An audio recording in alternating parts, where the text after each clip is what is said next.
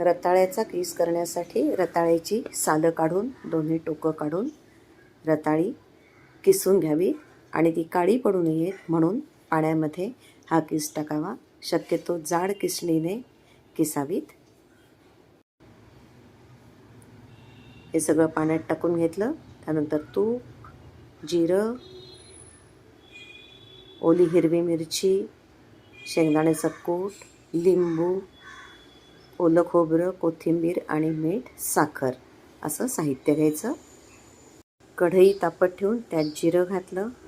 2 tablespoon तूप घेतलं.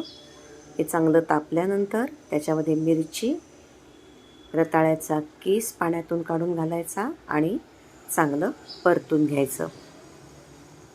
चांगलं परतून त्याच्यामध्ये आता 1 वाटी शेंगदाण्याचं कूट घालून पुन्हा चांगलं परतून शिजण्यासाठी थोडा वेळ झाकण ठेवून द्यायचं. 1-5 मिनिटं. शिजल्यानंतर त्याच्यामध्ये मीठ, साखर चवीनुसार आणि थोडा लिंबाचा रस पिळायचा आणि पुन्हा परतून थोडा वेळ झाकण ठेवून शिजत ठेवायचं. आणि चांगलं शिजल्यानंतर ओलं खोबरं, कोथिंबीर असं घालून मग त्या किसावर छान तुपाची धार सोडावी.